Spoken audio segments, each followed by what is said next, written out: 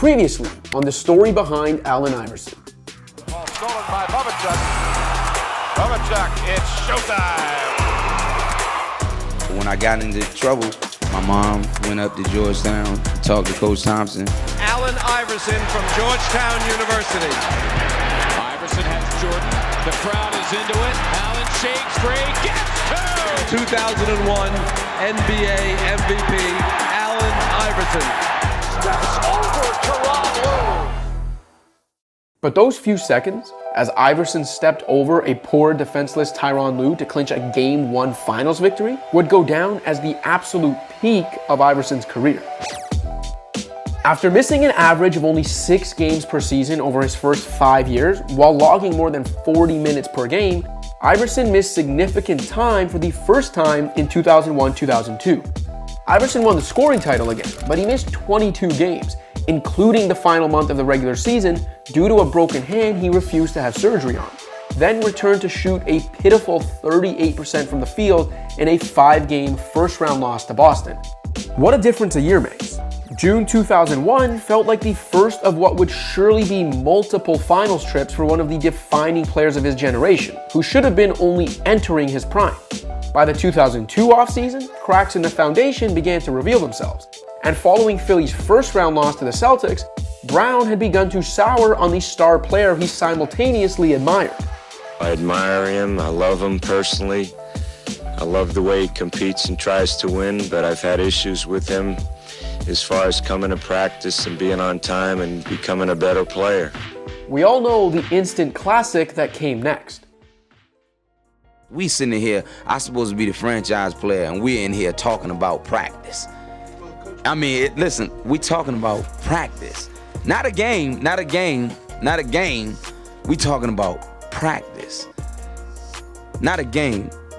Not the game that I go out there and die for and play every game like it's my last. Not the game.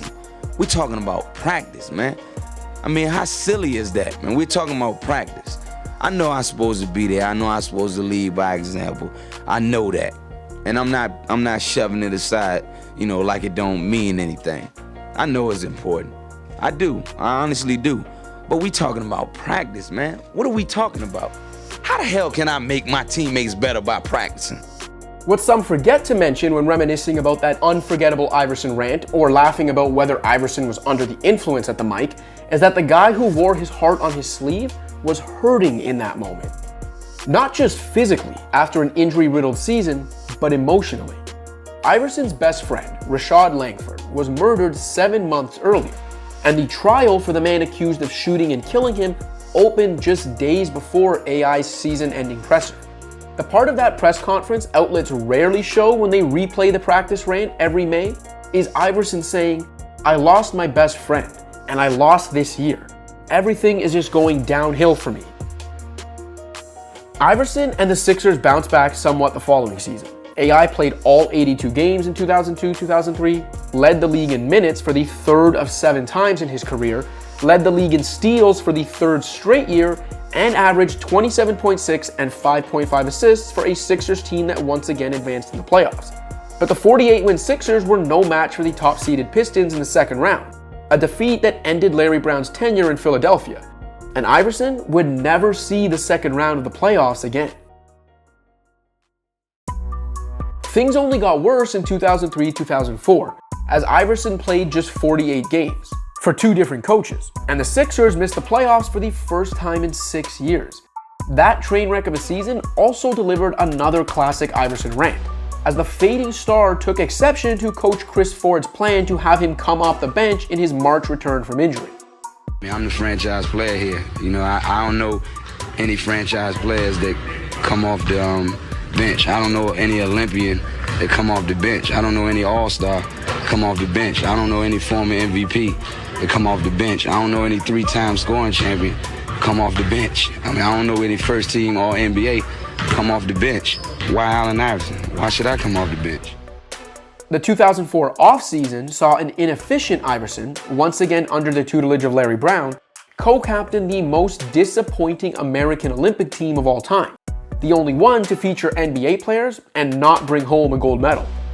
The way that 2004 team showed up to a dinner in Belgrade, in contrast to a suited-up Serbian team, also reportedly contributed to Stern's decision a year later to institute a dress code widely viewed as racist, and one that seemingly targeted Iverson's influence specifically. But while the Sixers continued to flounder and the league seemed to be distancing itself from him, Iverson's production once again exploded. 3 years removed from his last scoring title, Iverson led the league in scoring for a final time in 2004-2005 while averaging a career-high 7.9 assists. Then put up a career-high 33 points per game in 2006. Only Kobe Bryant and James Harden have averaged more points in a season over the last 16 years. However, the Sixers went 81 and 83 between those two seasons, losing to the Pistons in the first round in 2005 before missing the playoffs entirely again in 2006.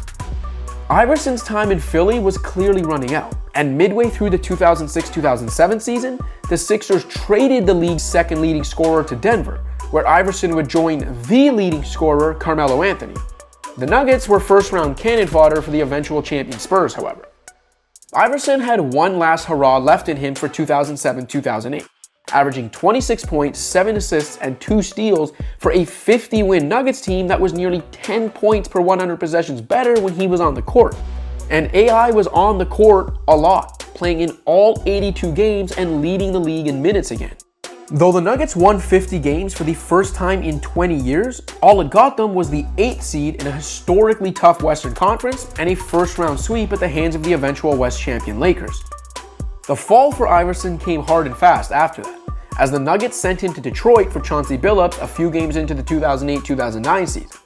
Billups helped lead Denver to the West Finals, while AI played only 54 games for a losing Pistons team that benched him and was shut down with a couple weeks remaining in the regular season.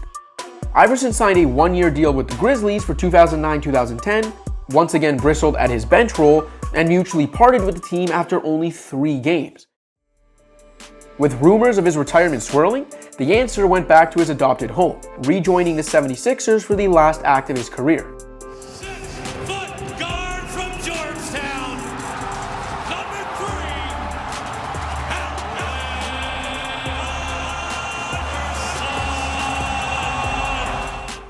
The only thing more emotional than that first return to the Sixers lineup was Iverson's homecoming presser. You know, when I had the opportunity to come back here, you know, it was just something I couldn't turn down. And I'm just happy. The last couple of years has just been hell, because, you know, all I want to do is play basketball and, you know, help the guys that I play with. Unfortunately, there just wasn't enough left in the tank, as Iverson averaged less than 14 points per game in only 25 appearances in his second Philly go-round. Midway through that 2009-2010 campaign, Iverson left the team to be with daughter Messiah, who was dealing with health issues at the time, and his NBA career was suddenly over. One of the most iconic and inspiring players in basketball history was done, notching 13 points on 5 of 13 shooting during a 32-point loss in Chicago that no one realized would be his last NBA game. While Iverson signed a 2-year deal with Besiktas later in 2010, a calf injury limited him to just 10 games with the Turkish club, and his only venture into pro basketball after that came as a Big 3 player coach in 2017. For a while, despite the legendary status he earned over nearly a decade and a half in the NBA, it seemed as though Iverson's story would end in ruin. Though he racked up an estimated $200 million over his pro basketball career between NBA salaries and endorsements, AI was believed to have blown through that gargantuan sum within a couple years of retirement. Between homes, creditors, food, clothes, entertainment, and a lavish lifestyle that Matt Barnes once claimed included spending $30,000 to $40,000 at strip clubs, a claim Iverson denies, by the way, AI's monthly expenses were pegged at roughly $360,000. Iverson also had a massive entourage and was famously generous to those around him, perhaps to a fault.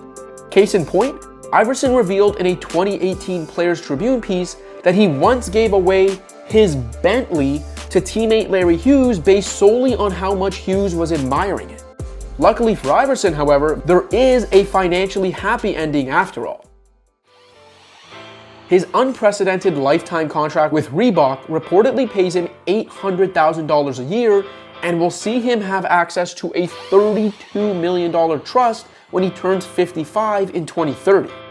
Meanwhile, his NBA pension, which kicked in 2020, also reportedly pays an estimated $8,000 per month. His basketball-related story has a happy ending too, despite the way his actual career flamed out in 2010. Iverson officially retired in 2013, had his number 3 retired by the Sixers in 2014, and was enshrined in the Naismith Memorial Basketball Hall of Fame in 2016. Though the back half of his career was underwhelming for a player of such legendary stature, the numbers and accolades still stack up. He's one of 10 players in history to amass 24,000 points and 5,000 assists, and he's still ranked 55th in career minutes as of March 2022. He's an MVP and an 11-time All-Star with 7 All-NBA selections, a 4-time scoring champion, and a member of the NBA's 75th anniversary team. As impressive as those measurables are, however, Iverson's influence on the game and the league remains immeasurable. No player from his generation, or arguably any other, played a bigger role in shaping the culture of the NBA. Player empowerment may have been boosted by LeBron James' decision. Modern NBA fashion can probably be told by a stroll through Russell Westbrook's closet. And there are plenty of players who can rake in unfathomable sums of sponsorship dollars while staying true to themselves. What's up? But none of those things happen without the groundwork Iverson laid. None of those guys run if not for Iverson walking the walk more than 2 decades ago. That's why players today continue to cite Iverson as an inspiration and continue to thank him for his contributions to the game and its culture. That's why the answer remains as culturally relevant today as he was when he last stepped on an NBA court more than 12 years ago. It also helps that Iverson stands out among his peers when it comes to supporting the next generation. While far too many old heads lament where the game is going or put down today's players in an effort to romanticize yesteryear, Iverson just continues to support and uplift basketball's current and future stars. Sure, there are players who won more, there are players who scored more efficiently, and there are players who lasted longer.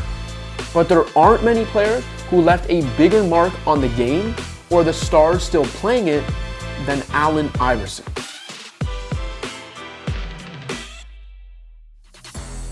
Thanks for watching. If you liked this video and want to see more content like this, be sure to hit that subscribe button.